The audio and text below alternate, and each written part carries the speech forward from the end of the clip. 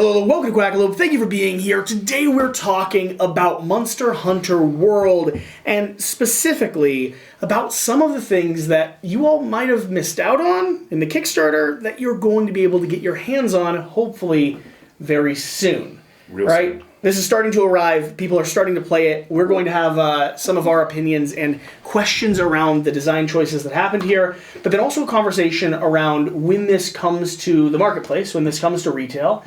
Which It's coming to retail. I believe it's on the way.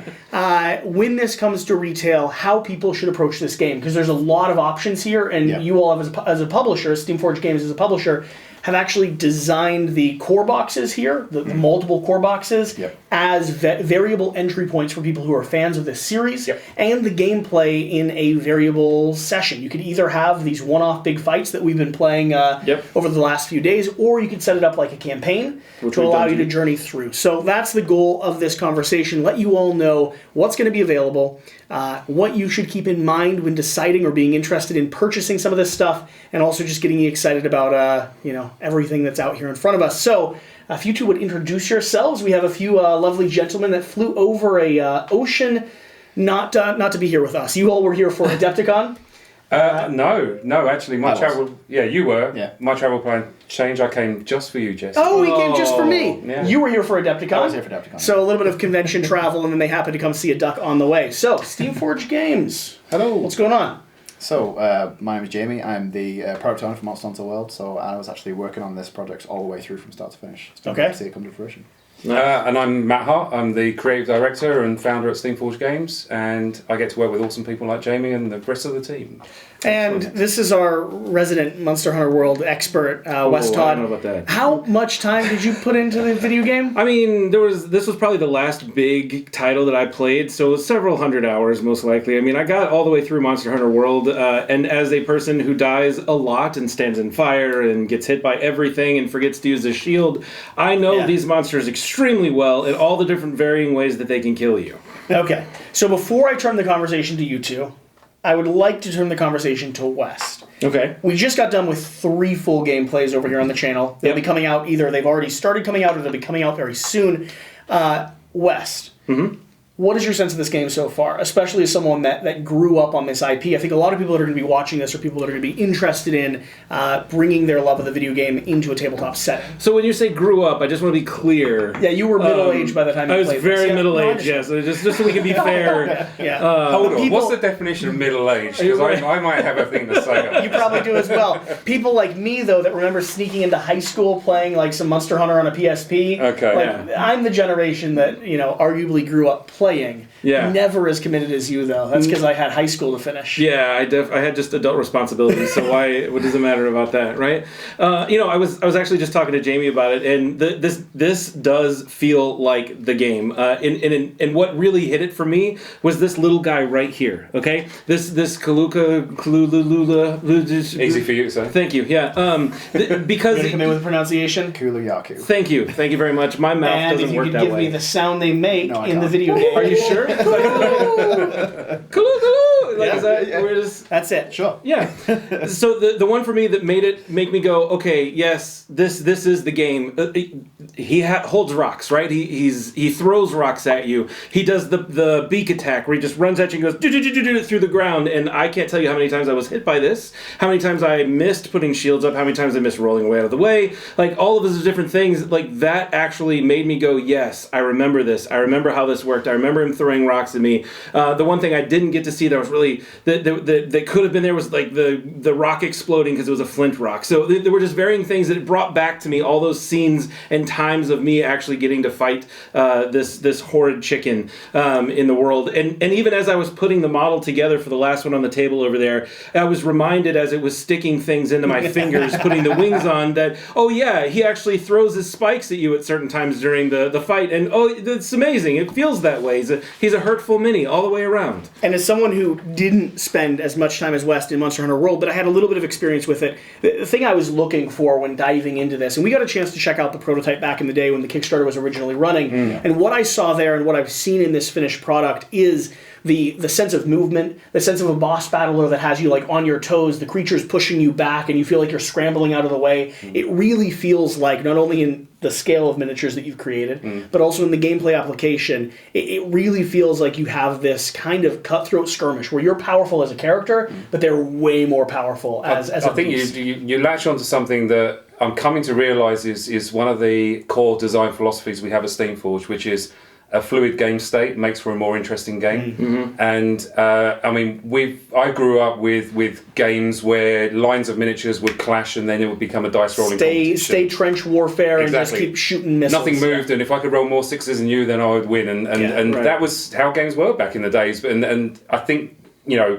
it's moved on from there. And I certainly feel like at Steamforged, when I look back at every single game we've made, that core strand, that core DNA is in there, and nothing exemplifies it more than the fight that you get in Monster Hunter World with the flow as it's moving around, and all of the hunters are getting pushed around the board state is changing constantly. Even when you're not activating, you're still involved in the game. And the fact that you worked in sharpening, I mean, like that was something to think to myself. Your sword turns orange, right, and it just starts bouncing off the side of your, and you have to run away and go sharpen somewhere. Like that still is a mechanic that you manage to weave into a board game and still make it feel right in a way that controls the pace of the game in a very, very satisfying way. It's very you good. do big, powerful things, and then you realize that you've overexpended yourself a bit, and you need a turn or two away from the creature to reset and rebalance.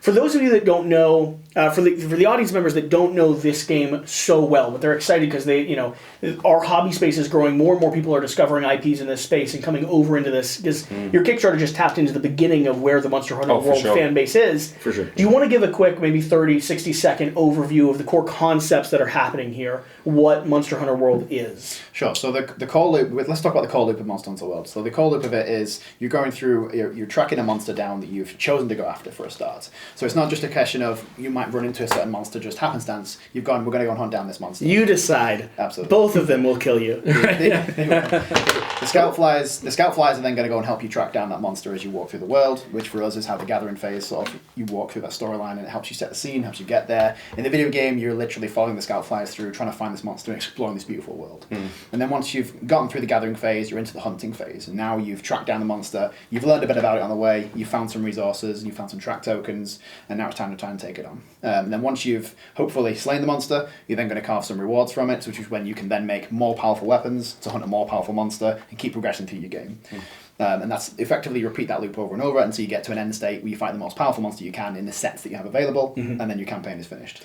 And then with each creature, you're going to have a customizable AI deck and also time, which are like event cards that are cycling, creating environmental hazards. And with each player, you're going to have completely asymmetric battle stances and cards that you're playing through that control not only the attacks that you're making, but also the potential hits that you're getting. Some of them, like my archer, is kind of firing off a lot of shots, hoping to get some successful hits, but none of those hits are going to be too strong, whereas some characters might have maybe a larger cooldown, but their hit that they do does 6, 7, 8 damage in one big swing. So it wasn't just the monsters that we spent a lot of time making sure they had the correct personality for how they act. It's also that all 14 classes of Hunter have each one has a unique play style that should feel, this is the Hunter I remember playing. We really saw that in the gameplays that we've done. And I just want, you glazed past a very important part. I just wanted to just slow down for that one. All 14 are different. All 14, there's 1 and a 4 together, they're all different. But that was something that's inherent in the core IP, which is you don't have a class. It's not like D&D where you pick a fighter or a paladin. Your class effectively is the weapons that you're using. So it's really important that each of them has a real unique silhouette in terms of gameplay. What is their gameplay footprint? They need to feel very different, and it gives us a huge opportunity to put in so much replayability that if you play as one, great, I've enjoyed that, I've explored all the different build paths, now I just grab another hunter and it's a completely different experience.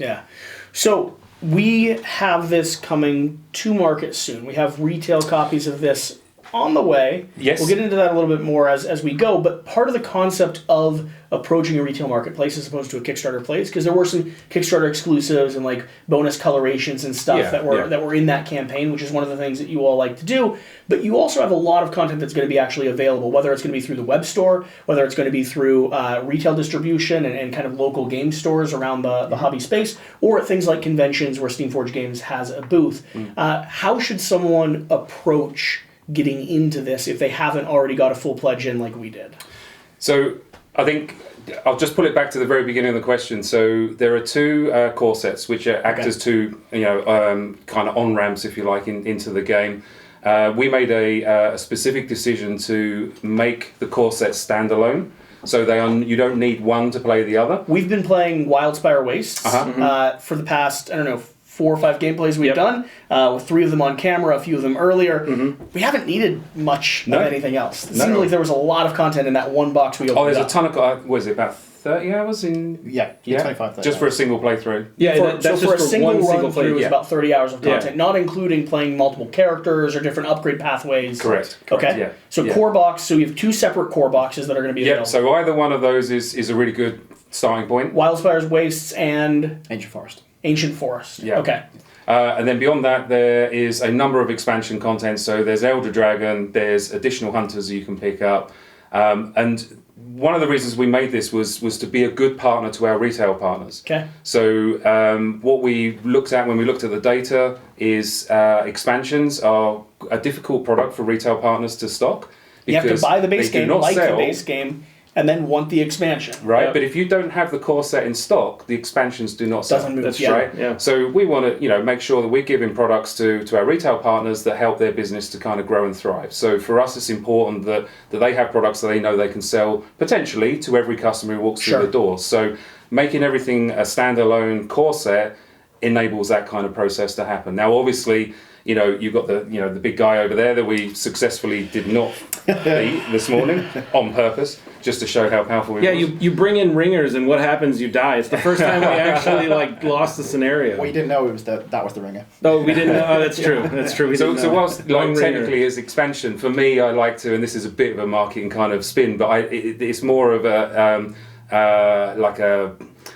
it just elevates. It's an elevation rather than an expansion, right? Sure. So it just takes the core experience and it elevates it into a new place. Play through 30 hours, and then as a game group, chip in and let's get the final boss. Exactly right. Yeah. Which is someone's going to have a lot of fun painting in your game group, I guarantee. And to be clear, have you seen some of the paint jobs that people are starting to put through? Yeah, you should absolutely check it out. Yeah, they are so good. To be clear, it's not like you're buying a boss that you just fight the one time and you're like, oh, I did that. There's 3 different levels to the boss with different mechanics and things inside of each one of those because they're stronger, they've got more stuff to them. So that's what makes each individual one of those even more entertaining. So if someone was going to hop in here, but they didn't necessarily have the biggest budget, or if they knew their game store was going to be stocking things, where would you two honestly recommend starting? And I want to hear opinions from both of you. I know what I'm going to say. Because the natural answer to Kickstarter is all in. But we're beyond all in now. Now we're saying, hey, grab something, let's play with it, let's start diving into the system, and then expand your collection as time goes on. Yeah, sure. I think your pathway through this game is to pick one of the 2 core boxes. Which one? If you're someone who is if you're someone who is a little bit newer to Monster Hunter World and you haven't played the video game as much, you probably want to play Ancient Forest first. And the reason for that is because it has some of the earlier video game monsters inside, and also the 4 core hunters that are in there. The hunters are a bit more straightforward. They're a little bit more straightforward than ones in Wildspire. You're not getting into some of the weird build patterns that you can get in Monster Hunter. Yeah, exactly. So if you're a little bit more experienced, you want to jump in the deep end, or you just love the Diabolos as a monster, then jump in for Wildspire Waste. Sure. That can be a course that you go for. From that point onwards, pick your Elder Dragon that you want to go for, that you enjoy, most out of Kashaldiora or Nergigante. Yep. Teostra is the one that's... Enjoy's a hard word. Relish. Yeah. And then from that point, you've kind of got your max level you can go to with your Elder Dragon's face. From that point onwards, if you really want to go even deeper at that point, your other core box, because you can play both of them together. Sure. At which point you just suddenly have way more monsters, sort of width ways. You can go this way, this hunter, this monster, this monster. And different character builds, right? Yeah. You've got 8 hunters you can use in any different combination you like. And if And we're actually quite explicit in the rulebook about how to combine the core sets as well. The rulebook explains explains how you can do that, how you can go about it as well. An alternative to the core set would be the Hunter's Arsenal player character expansion, because you get 6 more hunters in that player character expansion, all of whom have their own pathways and can play with either core set and all the other dragons, etc. I personally could see a scenario where I went maybe core set and Hunter's Arsenal to give the players more freedom to just mess around. Because the big boss for me is something that I want to get to, but I want to build to that. We're already 30 hours into the campaign. For sure. And by that point, of course, we're getting stuff. It's just a matter of when. Depends on how you want to look at it, though. Is if you want to leave with a sensation that you haven't seen everything that every monster can do, then I think you look at a core set, an Elder Dragon, and another core set. If you want to fully explore what an individual hunter can do, you're not so worried about like the variety of backdrop to which they're performing, then you look at the Hunter's expansion. Yeah. What's your go-to? He did a very politically correct. Here's the options on our own. If you think that's politically correct, I'm going to kind of sit around. No. I want a hard veto. What's your go-to? If you were going to buy this for yourself right now, I would go forest. I'm a simple guy. I like big kind of two-handed weapons that just do lots of damage. Start right there at the beginning. Get some classic builds.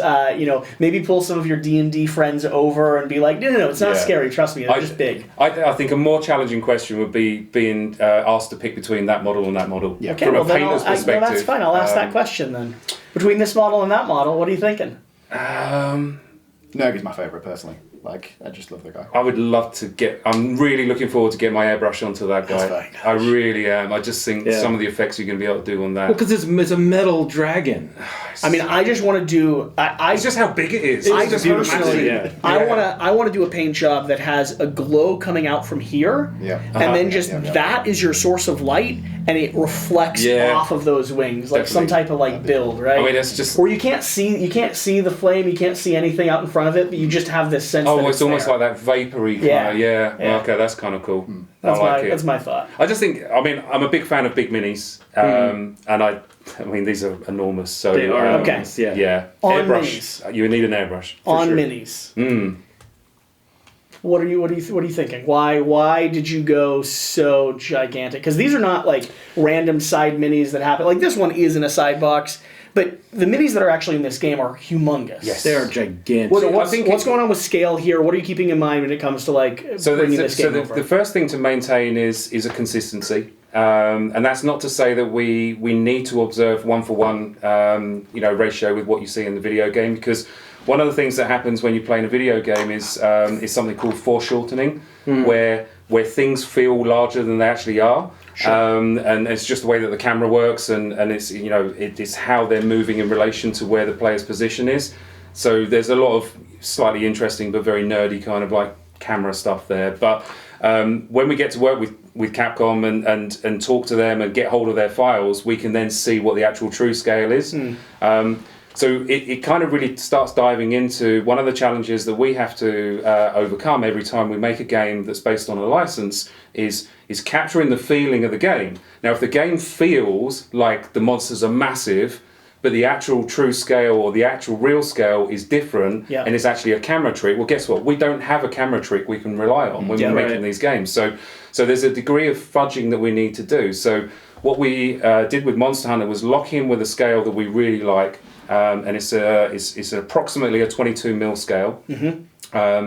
And then use that as a baseline for us to start when we're putting the minis together. But there is a lot of actual 3D print iterations that we go through to make sure that the table presence feels like it feels in the video game, and that's incredibly important. So some of these monsters are in slightly different scales from each other, but on the table they will all feel harmonious, and most importantly, they will feel like they feel when your memories from playing the video game in terms of the relative size from the hunters to the monsters. So West, there's 2 different ways to play this game. Yep. Do you want to break down how they are and talk about what you think we're going to do? So I'm assuming I'm getting the right answer here. You can play it as a campaign style, right? Yeah. Where you're going through and you're taking your hunters and you're leveling yourselves up. You're building the gear and you're doing all those cool you're things. discovering fighting the resources, harvesting them off the creatures. Yeah. Depending on where you break certain locations of the creatures, how good you are at fighting them, you'll get different resources back. And there's a bit of a grind with that because you're trying to go through and you're trying to get those specific things that you're looking for, and you're going to be fighting those monsters multiple times to be able to get the best things off of them. And that's how the game was. That was what you did. The other option that you have here, which I love, is the one-shot aspect, where if you just want to fight this big, huge dragon at the end of the game, you can be like, hey, there's pre-built scenarios, pre-built characters that you can take those cards and build that whole thing out, and you can go take your shot, shoot your shot, and have that opportunity to defeat that dragon, to get that great experience that I've always wanted to beat the dragon, but I've never had the opportunity to do, and I still haven't had the opportunity to do because we still lost the scenario. There's always tonight. There is always tonight. There is always tonight. We could refight him. I mean, we could. It's a legitimate option. Here's my thought, and I want to know what your perspective was as a publisher deciding between those two things. I have a lot of campaign games that I love. People know, like big miniatures, boss battling games, whether it's Small Box from Vagrant Song all the way up to something like Kingdom Death or Oathsworn. I love my big epic storytelling adventures. And at the same time, the way we're going to be playing this in studio, the way we've already started playing this, is, playing a character, maybe committing to a character, but building based off of scenario and kind of like leveling them up in kind of a cheeky way, to do those one-shots and explore through the different creatures that we have.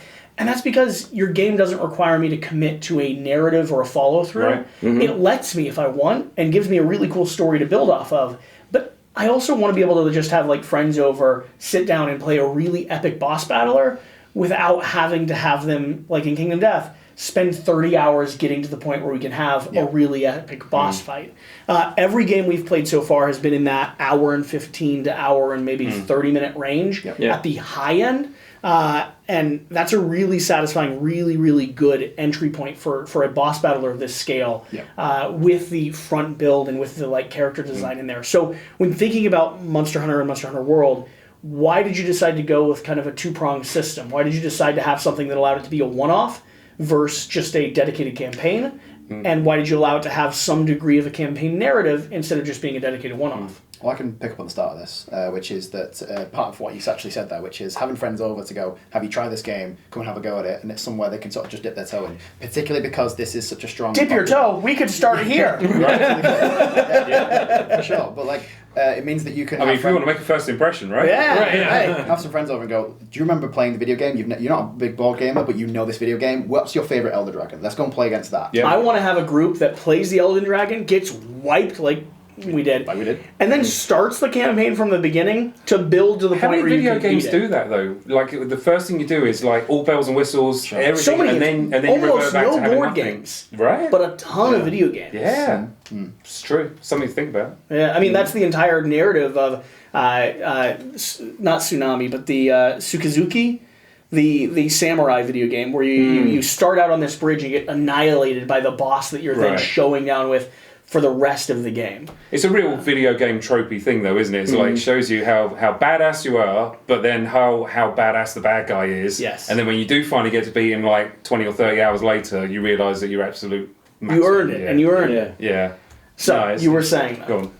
I mean, that kind of got to the end of my point. It's just that it's more about accessibility for anybody that wants to play this game, because not everyone has the time or the regular time to be able to go to commit to. I'm going to play a campaign board game. We're going to build towards characters. But you've also set up a good campaign mode. The story tropes are good. The way that you actually design and build your characters, and then choosing which creature you want to bring resources back, does let you feel like you have ownership over the character creation. I think there's a slightly. And it's not obvious, but a really interesting point to kind of raise, which is when you look at the arena mode, what we're able to do is with pinpoint accuracy define the difficulty for that particular encounter, because we know precisely what the monster can do, and we know precisely, because we have full control of what the build of each of the hunters is. So that means that experience is laser focused on being a balanced experience at that precise moment in time. So when you play it as a one shot, you have got a challenge. Jamie and the team have really made sure that this is a game that feels like you were rewarded for overcoming challenge. Now, when you're playing a campaign, logic dictates that we need to be slightly less focused and a little bit, our kind of difficulty band needs to be a little bit wider. Yeah, sure. Because we don't know if you're under-leveled, over-leveled, under-progressed, over-progressed, however you want to define it. Yeah. So there's a little bit more of it's more of a personal experience. So it's really relating to your journey through the campaign, the decisions you've made, the monsters you've chose to fight, how often you chose to rest back at the camp and do the ancillary activities. So that becomes much more of a unique story for each table, which we love. I mean, as a narrative player, I love that building my own story, having that sense of full player agency. But then I also really love just throwing down, knowing, right, this is literally balanced to to the point of a pin. Yeah. Can we beat it? And we fight came up short when we took on the big guy earlier. Right. But I was okay with that because I knew that if we'd played better and had a bit more role it's of balanced. It's within exactly. the realm of possibility. I mean, as someone who's died multiple times doing exactly what we did, I feel like it was very balanced. I mean, the video game does not pull punches at all. No, it doesn't. Now, as product has started arriving, I know there have been some elements that have not been consistent to a T. I did want to ask about those because BGG threads. There's like 5 people there, talking and stuff. So specifically, there's been some disconnect between I think the level up system and the cards. Yeah, Jamie has a much clearer. So it's the forge reference cards. So Okay. Sometimes what's happening here, I don't know if it's the best camera to show this. We've got a wide camera up top there. So what you've got here is your forge reference card, and then you've got your weapon card. I don't think these two are related together, but they're not because it's different weapons. But what you've got here on the forge reference card is some duplication of the information on the weapon card. So this tells you what your damage deck is supposed to be, and then this should actually give you a sneak peek of what it's going to be when you get that weapon. There's a discrepancy sometimes between these two cards where the reference card has the correct, say, the pricing for the weapon you're going to craft, but doesn't necessarily tell you the exact damage deck. Luckily, the weapon cards are correct. No, this isn't an overly common issue. No. But every now and then you'll find that your weapon card is slightly different in terms of the stats that you're adding into your To the deck. reference card. Yeah. To the reference card that you're using to potentially build out your campaign if you're doing more of a narrative type of build. Correct. Yeah. Okay. So, but in those instances, then the weapon card is correct. So if you see those discrepancies, you can just go with the weapon card, which helps that out. But yeah, we're mainly kind of talking about sort of why that is. So, I mean, the question that the audience wants to know, Well, there should be 2 questions. what happened? What happened and what are we going to do about it? Yeah, exactly. Yeah. So, what happened is simple human error. So we're obviously passing an awful lot of information from a development spreadsheet into layout and into the cards. And human error, cut and paste errors, things like that happen. And they should be caught by a QA process. And sometimes the QA process isn't 100% watertight. So what we're looking at is putting a more automated system in place that will hopefully eliminate the more kind of obvious cut and paste errors, and then building up a more robust and additional QA pass at the end to make sure that we're catching anything that did manage to get through. Yeah. So what we're going to do about something automated that's grabbing data and saying, hey, do these two things match like they should? So if the central doc is correct, which it is because it's correct on these cards, it should then automatically kind of go through. Else. It's a bit... I mean, if you're familiar with object-oriented programming, it's that kind of, we set the class in the middle and then everything's inherited from that central place. So as long as the central place is right, instead of having unique else, things that you're customizing each piece yourself. Yeah. So one of the things that we are looking to do is obviously make sure that this doesn't affect the retail products where they're coming through. And that's something that we're absolutely acting on. So the print wave on the retail will actually have this initial thing corrected. That is what we are aiming to do. Awesome, yeah. great. And then for obviously our Kickstarter backers, it's weirdly much easier for us to kind of like work with those guys to kind of correct that. So so they won't miss out either. Cool, very cool.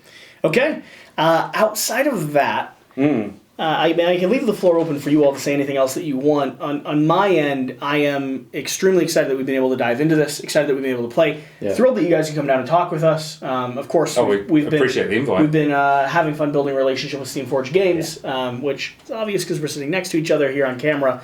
But I really do think you've done a fantastic job bringing an IP into the tabletop space. I think it's one of the things that your company does probably better than most in terms of this board game hobby space that we have. We're going to do another video talking about that, talking about some of the like 10 tenets or 10 values you have when bringing an IP game. When you say 10, maybe like 7. I'll stretch it. It's fine. It'll be 10. Don't worry, we'll surprise you. It's fine. Somewhere between 5 and 10. Right. The 7 tenets that you have when bringing an IP over. But Monster Hunter is one of those games that I feel extremely confident in saying, Yeah. if someone loves a video game and they don't know board games yet, this is an incredible place for them to jump in. The first few gameplays we did, which you can go see, if you want to check whether or not we really enjoy this game, we did some gameplays before you two arrived, right? Mm-hmm. We wanted to run the game system ourselves. We wanted to read the rulebook ourselves. Okay, that's cool. West was the person who knew the game. Yep. I was familiar with Monster Hunter World, but had never spent the time in it that I needed to really be a part of the community. Yeah. And we had Chris George from a whole other channel doing an independent review himself, who he didn't know the video game at all.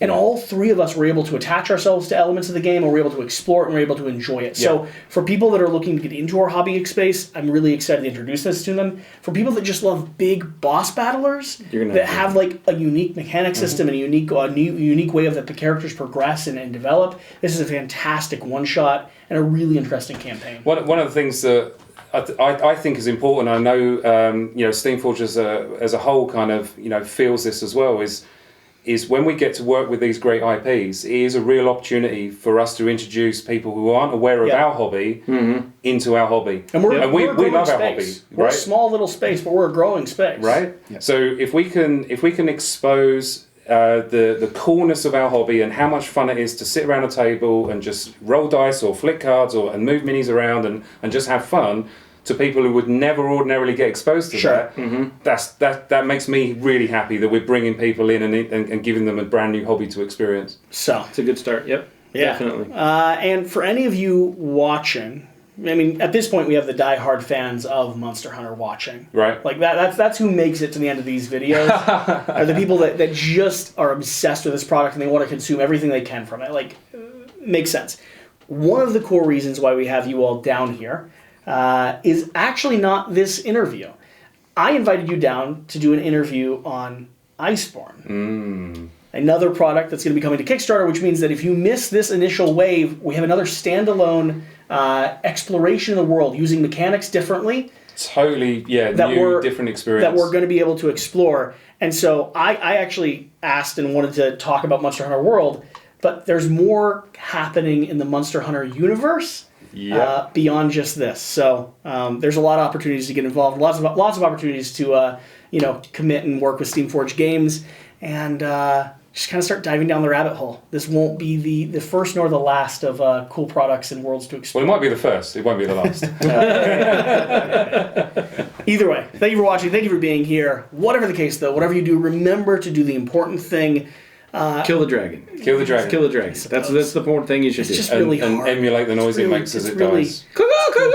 That's the cool. But see, they're all the same. They're all the same. They grow up eventually. That's not how that works. I mean, none of us know what they sound like when they die because we just haven't. Because we've never been. It's pretty true. We'll see you next time. Bye.